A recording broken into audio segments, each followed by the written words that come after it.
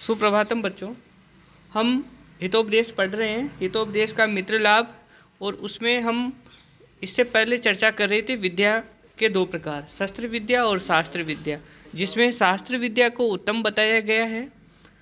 अब आगे वाले श्लोक को देखिए। 8वां श्लोक क्या बोल रहा है। यन नवे भाजने लग्न है संस्कारो न अन्यथा भवेत कथाच्छलेन बालानाम नीतिस्तद इह कथ्यते। अर्थात यन नवे भाजने, क्योंकि नवे भाजने, नवे भाजने, भाजन कहते हैं बर्तन को, नए बर्तन में, बर्तन किसका? मिट्टी का। जैसे मिट्टी का जो नया बर्तन होता है उसमें लगना संस्कार, लगे हुए संस्कार, लगी हुई खींची हुई लकीरें, उसमें बनी हुई आकृतियां अन्यथा न भवेत, विलीन नहीं होती है, मिटती नहीं है। जैसे कच्चा जो घड़ा होता है उसमें आप कुछ भी लकीर खींच दो और फिर उसको पकाओ तो वो लकीर जो आपने खींची है वो विलीन नहीं होगी, वो नहीं मिटेगी। कच्चे घड़े पर जो संस्कार पड़ जाते हैं तो बाल जो मन होता है, बालक का जो मन होता है वो एक कच्चे घड़े की तरह होता है। उस पर जो भी संस्कार बचपन में पड़ जाते हैं वो परिपक्व होने पर अर्थात युवा अवस्था को प्राप्त होने पर वे संस्कार वैसे के वैसे बने रहते हैं, विलीन नहीं होते हैं। उसी बात को यहाँ पर नारायण पंडित कह रहे हैं कि यत नवे भाजने लगन संस्कार, क्योंकि नए मिट्टी के बर्तन में लगे हुए संस्कार, खींची हुई रेखाएं अन्यथा न भवेत, विलीन नहीं होती है, तत् ई है। वैसे ही ई है यानी इस ग्रंथ में, इस हितोपदेश में कथा छलेन, कहानियों के बहाने से, बाला नाम नीति कथ्यते, बालकों को नीति की कहानी, नीति की शिक्षा, नीति शास्त्र कथ्यते कहा जा रहा है। कहानियों के बहाने से नीति की शिक्षा दी जा रही है। शब्दार्थ देखिए। यत, क्योंकि, नवे, नए यानी कि अपरिपक्व, कच्चे, भाजने मिट्टी के पात्र में, लगन है प्रयुक्त, अंकित संस्कार, रेखा आदि का चिन्ह, न नहीं, अन्यथा विलीन यानी दूसरी प्रकार का, यानी कि विलीन नहीं होता है। कथा छलेन, कहानियों के बहाने से, बाला नाम बालकों को, नीति शास्त्र का, ई है इस ग्रंथ में, कथ्यते कहा जा रहा है, उनको इसकी शिक्षा दी जा रही है। शब्दार्थ हिंदी अर्थ देखिए। क्योंकि जिस प्रकार मिट्टी के कच्चे पात्र में किया हुआ रेखा चिन्ह आदि कलात्मक संस्कार उसके पकाए जाने पर मिट नहीं सकता, इसी प्रकार कोमल बुद्धि वाले बालकों को अनेक कहानियों के बहाने से इस ग्रंथ में नीति का उपदेश दिया जा रहा है। तो ये हो गया। अब 9वां जो श्लोक देखिए। ये श्लोक हितोपदेश का जो विभाजन है उसको बता रहा है कि हितोपदेश को कितने भागों में और कौन कौन से भागों में बांटा गया है। तो कह रहे हैं कि मित्रय लाभ है, सुहृद भेदो, विग्रह संधि रेवच। 4 भाग हो गए। मित्र लाभ है, सुहृद भेदो, विग्रह और संधि। पंचतंत्रात तथा अन्य स्माद ग्रंथात आकृष्य लिख्यते, लिखा जा रहा है। मया, मया मेरे द्वारा, नारायण पंडित के द्वारा, पंचतंत्रात, पंचतंत्र से, पंचतंत्र पंडित विष्णु शर्मा की रचना है और वो भी पशु पक्षियों की कहानियों के माध्यम से नीति परक शिक्षाएं देती है। तो मेरे द्वारा पंचतंत्र से तथा और अन्य स्मार्त ग्रंथात, अन्य ग्रंथों से, महाभारत जैसे ग्रंथों से आकृष्य प्रेरणा प्राप्त करके, उनसे संग्रह करके मित्र लाभ है, सुहृद भेद, विग्रह और संधि एवच लिख्यते। इन 4 परिच्छेदों के रूप में हितोपदेश लिखा जा रहा है। तो यहाँ पर कह रहे हैं हिंदी अर्थ में देखिए, मेरे यानी कि नारायण पंडित के द्वारा ये विष्णु शर्मा गलत लिखा हुआ है, क्योंकि हितोपदेश के रचनाकार कौन है? नारायण पंडित। तो मेरे द्वारा नीति के प्रतिपादक पंचतंत्र और महाभारत आदि अन्य ग्रंथों से संग्रह करके बालकों के लिए हितकारी कथाएं एक एक करके मित्रलाभ, सुहृद भेद, विग्रह और संधि इन 4 भागों वाला हितोपदेश नामक ग्रंथ लिखा जा रहा है। तो हितोपदेश के ये जो 4 भाग हैं ये आपको आने चाहिए। हितोपदेश का विभाजन 4 परिच्छेदों में है। पहला परिच्छेद मित्रलाभ, दूसरा सुहृद भेद, तीसरा संधि और चौथा तीसरा विग्रह और चौथा संधि। तो इस प्रकार से ये जो पहला जो भेद है, पहला जो भाग परिच्छेद है मित्रलाभ है, वह आपके सिलेबस में चलता है और उसे हम इस समय पढ़ रहे हैं। आगे देखिए, अब ये गद्यांश की शुरुआत आ गई है। गद्यांश देखिए। अस्ति भागीरथी तीरे पाटली पुत्र नाम धेयम नगरम। भागीरथी तीरे, भागीरथी गंगा को कहते हैं, गंगा के किनारे पाटलिपुत्र नाम का नगर है। अस्ति भागीरथी तीरे पाटलिपुत्र नाम धेयम नगरम। तो गंगा के किनारे पाटलिपुत्र नाम का नगर है। तत्र, वहाँ उस नगर में सर्वस्वामी गुणोपेत, सभी राजाओं के गुणों से युक्त सुदर्शनो नाम, सुदर्शन नाम का नरपति आसीत, राजा था।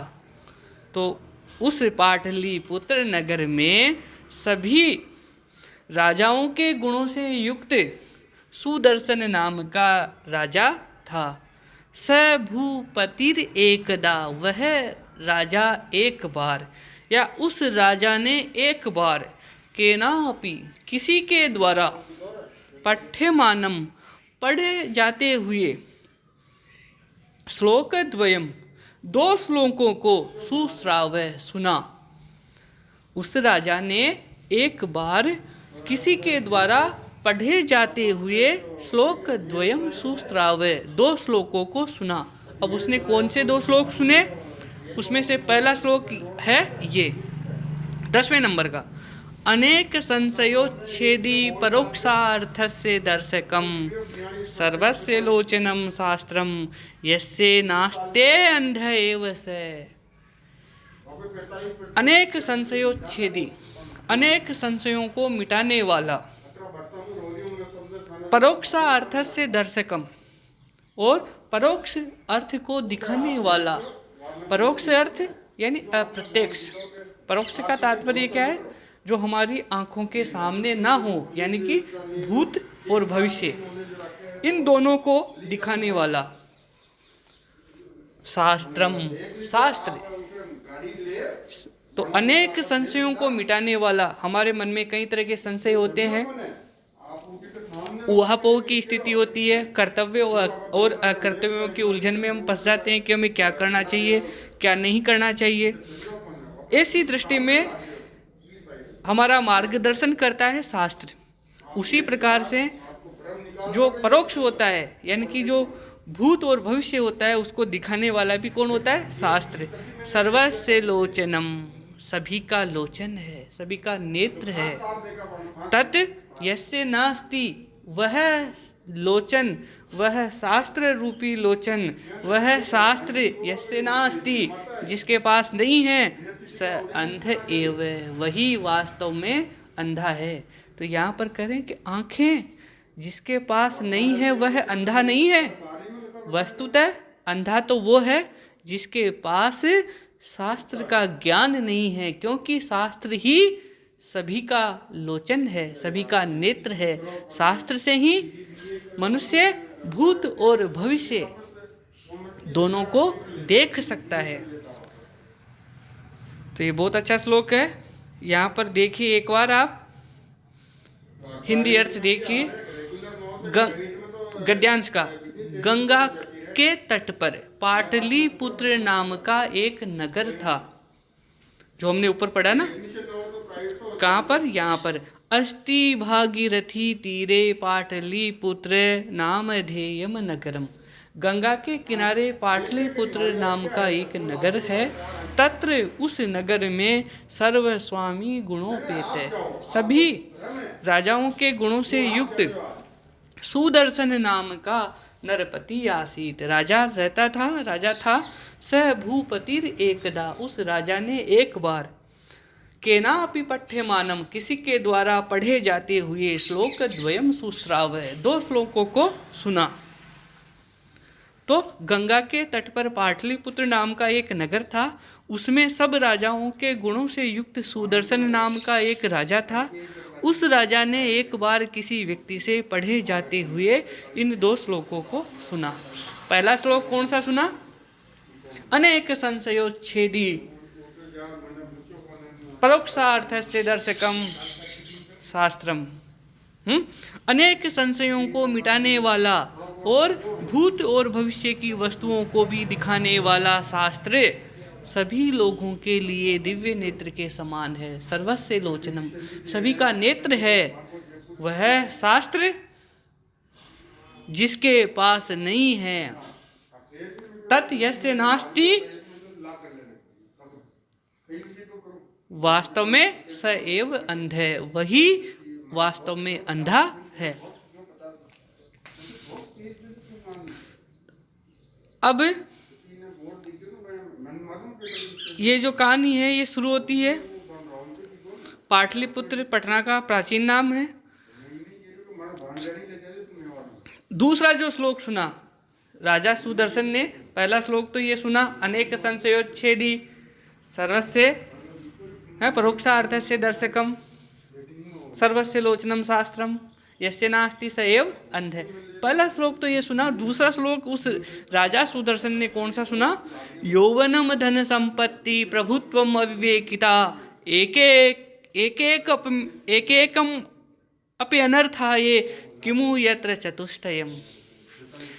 चार चीजें दी गई है यहाँ पर, देखिए।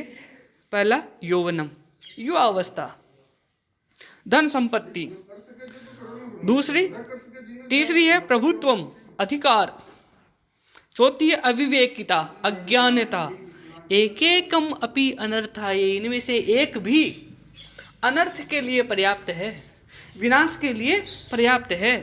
यत्र चतुष्टयम, जहाँ पर ये चारों मिल जाए, यौवनम, धन संपत्ति, प्रभुत्वम और अविवेकिता, ये चारों जहाँ पर मिल जाए, तत्र किमु, तो वहाँ पर क्या कहना, यानी वहाँ तो सर्वनाश निश्चित है। शब्दार्थ देखिए।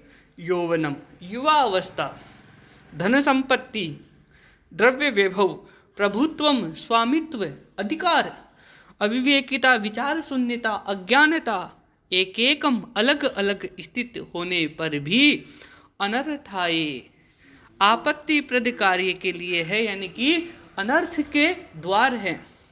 किमु, क्या कहना, यत्र, जहाँ पर चतुष्टयम, इन चारों का समूह हो, जिस व्यक्ति में ये चारों हो उसका तो विनाश निश्चित है। तो हिंदी अर्थ देखिए। युवा अवस्था, यौवनम, धन संपत्ति, दूसरी, तीसरी प्रभुत्वम, अधिकार, चौथी अविवेकिता, अज्ञानता, इन चारों में से एक भी अनर्थ का कारण हो जाता है। अर्थात एक भी इनमें चारों में से एक भी किसी के पास हो तो वो अत्याचार करता है। तो जहाँ चारों एक साथ हो वहाँ की तो बात ही क्या, वहाँ कुछ कहा नहीं जा सकता, सभी प्रकार के अनर्थ होंगे, निश्चय है। तो यहाँ पर कथा मुख में प्राप्ति इस पद्य का आशय यह है कि पाटलिपुत्र के राजा महाराज सुदर्शन के पुत्रों में ये चारों वस्तुएं विद्यमान थी। राजा सुदर्शन के जो पुत्र थे उनके अंदर युवावस्था भी थी, धन संपत्ति भी उनके पास खूब थी, प्रभुत्वम यानी अधिकार भी उनका था, अधिकारी थे वो राज्य के, और साथ में वो अज्ञानी भी थे। तो बाणभट्ट ने अपनी कादंबरी में सुखनासो उपदेश के अंतर्गत भी इसी प्रकार की परिस्थितियों का वर्णन किया है। वहाँ पर इसकी और अधिक व्याख्या करते हुए बताया गया है कि जिस व्यक्ति में ये चारों वस्तुएं उपलब्ध होती है उसकी स्थिति उस बंदर के समान हो जाती है जिसे मद्यपान करा के किसी बिच्छू से कटा दिया गया हो। बंदर वैसे ही चंचल होता है, फिर उसको मद्यपान करा दिया है, शराब पिला दी और फिर उसको बिच्छू से कटा दिया, तो इसी बीच उसके सिर पर किसी ने भूत को छोड़ दिया, तो वो बंदर कैसा हो जाएगा कि स्वभाव से ही चंचल बंदर को शराब पिला दिया जाए, इससे वह और अधिक चपल हो जाएगा, फिर उसे बिच्छू काट ले। यदि किसी सामान्य मनुष्य को भी बिच्छू काट ले तो वो चैन से नहीं बैठता है, इधर उधर घुमाए रहता है। यदि मद्यपान किए हुए बंदर की यह स्थिति हो जाए तो कहना ही क्या। इतना ही नहीं, यदि उस पर कोई भूत सवार हो जाए तो वह कुछ भी करे वह थोड़ा है। तो इस तरह की स्थिति हो जाती है।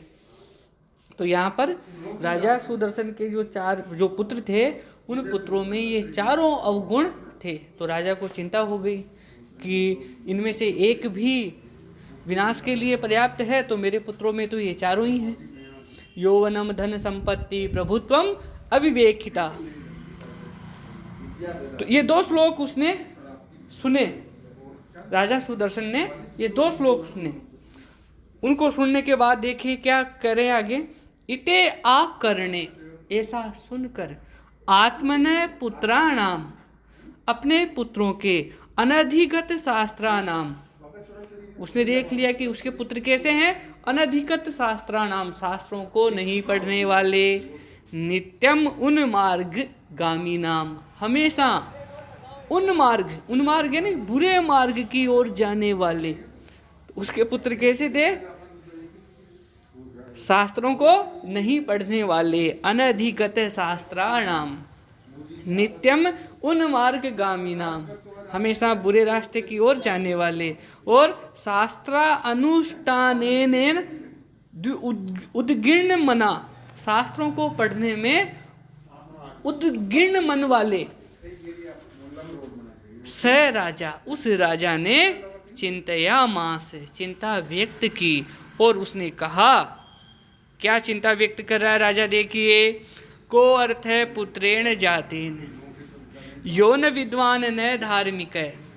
ऐसे पुत्र के होने से क्या लाभ, जो न तो विद्वान हो और न ही धार्मिक हो। काणेन चक्षुषा किम वा, यानी आंख से काना होने पर क्या, चक्षु पीड़ेव केवलम, केवल चक्षु यानी आंख को ही पीड़ा होती है। तो यहाँ पर कह रहे हैं कि इति, इस प्रकार, आकरणे, सुनकर, आत्मनः, स्वयं के, पुत्राणाम, पुत्रों के विषय में, अनधिगत शास्त्राणाम, उसके पुत्र कैसे थे, शास्त्रों को नहीं पढ़ने वाले, नित्यम, हमेशा, उन्मार्ग गामीनाम, बुरे मार्ग पर चलने वाले, शास्त्रानुष्ठानेन, और शास्त्रों का अभ्यास नहीं करने के कारण, विघ्न मना, व्याकुल मन वाले। स राजा, उस राजा सुदर्शन ने चिंतयामास, विचार किया, और क्या विचार किया, क्या अर्थ है, क्या लाभ, पुत्रेण जातेन, पुत्र के उत्पन्न होने से, यह जो नहीं विद्वान, विविध शास्त्रों का ज्ञाता नहीं है, ऐसे पुत्र के होने से क्या लाभ, जो विद्वान नहीं हो, धार्मिक धर्म कार्य को संपन्न करने वाला नहीं हो। काणेन चक्षुषा, काने नेत्र से, काणेन चक्षुषा, काणे नेत्र से, किम प्रयोजनम, क्या प्रयोजन, क्या लाभ, वा अथवा जैसे कि चक्षु नेत्र पीड़ा दुखदाई केवलम, केवल वो चक्षु यानी नेत्र को ही पीड़ा पहुंचाता है। तो काणे आंख भी हो और वो भी कैसी हो, काणी, तो काणी आंख से क्या फायदा, वो तो सिर्फ उस आंख को ही पीड़ा पहुंचाता है। तो ऐसे वो कह रहा है कि ऐसे पुत्रों से क्या मतलब, जो ना तो विद्वान हो और ना ही धार्मिक हो, तो ऐसे मूर्ख पुत्रों का मुझे क्या लाभ, उससे तो वो तो कैसे हैं, जैसे कोई काणी आँख होती है, तो उस काणी आँख से तो क्या प्रयोजन, या तो आँख हो अच्छे से देखने वाली, या फिर नहीं हो। काणी आँख का क्या प्रयोजन, वो तो उस चक्षु को, उस आँख को ही पीड़ा पहुंचाती है। तो यहाँ पर ये करें, हिंदी अर्थ देखिए एक बार। इन दोनों श्लोकों को सुनकर, यहाँ पर इन दोनों श्लोक कौन से, अनेक संशयोच्छेदी परोक्षार्थस्य दर्शकम शास्त्रम सर्वस्य लोचनम यस्य नास्ति स एव अंधः। तो पहला वो श्लोक और दूसरा प्रभुत्वम, ये यौवनम धन संपत्ति प्रभुत्वम अविवेकिता, ये वाला जो श्लोक है, इन दोनों श्लोकों को सुनकर विद्या अध्ययन नहीं करने वाले, सदा शास्त्र विरुद्ध बुरे मार्ग पर चलने वाले, अपने पुत्रों के शास्त्रों के अनुसार आचरण नहीं करने के कारण दुखी मन वाला राजा सुदर्शन सोचने लगा और कह रहा है, जो न तो विद्वान हो न धार्मिक प्रवृत्ति वाला हो, ऐसे पुत्र को पैदा करने से क्या लाभ, जैसे कि काणी आँख से क्या लाभ, उससे तो आँख केवल पीड़ा ही प्राप्त करती है। तो यहाँ पर सुदर्शन राजा जो है वो चिंता व्यक्त कर रहा है, और राजा लोग अत्यधिक संपन्न होने पर भी संतान के अभाव में दुखी रहते हैं, परंतु यहाँ राजा के दुख का कारण दूसरा है। राजा की पीड़ा का कारण पुत्र का न होना नहीं है, किंतु अपने पुत्रों का मूर्ख होना है। उसके पुत्र द्यूत, क्रीड़ा आदि व्यसनों में आसक्त थे, वे सदा शास्त्र विरुद्ध आचरण करते थे, इसलिए राजा व्याकुल और चिंतित रहता था। तो इस तरह से यहाँ पर राजा सुदर्शन अपनी पीड़ा को, चिंता को व्यक्त कर रहा है। अब इसके आगे आने वाले जो श्लोक हैं उनको हम नेक्स्ट वीडियो में आगे पढ़ेंगे। धन्यवाद।